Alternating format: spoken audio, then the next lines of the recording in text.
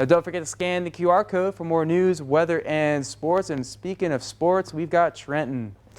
Thank you, Jacob. And you missed it last night. I talked about your Aggies and your Spurs. Well, fortunately, we won't be talking about your Spurs after their game this afternoon. Instead, we're going to break down each of the Crossroads playoff matchups next week as the postseason enters the state quarterfinals. Coming up in sports. All right, Crossroads, we're finally going to put to bed that big win, Refugio over Ganado. The Bobcats said night-night with a big night on the ground on offense and making a lot of big plays on defense as well. They went up against the talented Ganado offensive team. We spoke with Leighton Garza, who got a big interception during this game off a deep pass from Landon Arriaga. Now let's hear from him about the team's big game on defense. All my coach say, if the ball's in the air, go get it. That's rule number one. The ball's in the air, go get it. That's all I had to do. Practice, everything's strictly business. There ain't no playing around. The coaches have a plan. We execute the plan. That's it. There isn't much to it. We have great coaches, great everything. We just need to execute them. All right, well, a lot of teams still left here in these UIL state football playoffs. So let's go ahead and talk about what we're going to see for next week. Starting with Refugio, they'll face off against the Mason Punchers team with 3 losses on the season, but they're averaging over 36 points a game, and they're up to 52 points per game in the postseason. Defense is also tough, holding opponents to just about 15 points per game. Tidehaven is also moving on, a state favorite, beating Blanco 31-3. They'll go on to face East Bernard in the state quarterfinals, a 9-4 team averaging around 36 points in the postseason.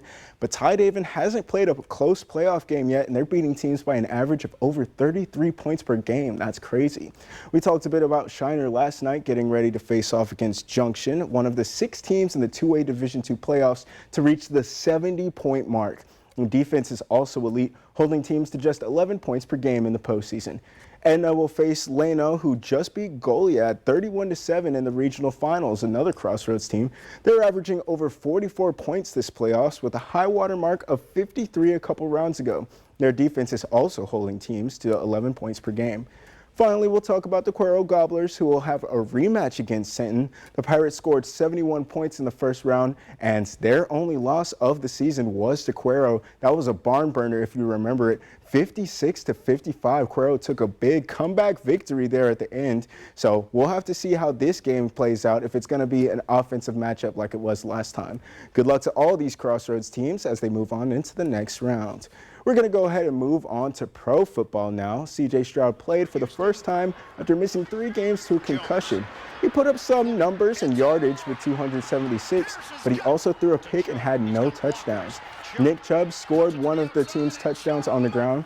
Nico Collins also led the team in receiving with 98 yards, but his only score was also on the ground. Took some trickery to get that score, but it helped the Texans take the lead in the 4th. The defense held it down to end the game, forcing a turnover on downs with their backs against the wall, and now they inch a little closer in that division race. They're 7-5, and they dropped the Colts to 8-4 after 2 straight losses. Next week is the Chiefs on the road for Houston, another big game with playoff implications in the AFC.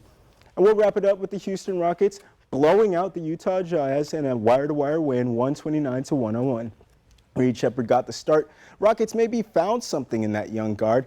Players that they know they have something in. Alperen Sengun had 27. Kevin Durant not far behind with an efficient 25. And Amen Thompson distributed the ball well with 9 assists. It was a pretty easy game for the Rockets, but they're in a pretty easy stretch. They'll play the Jazz again tomorrow. And that'll be it for your sports. It was a pleasure giving you those sports this weekend. Amaya?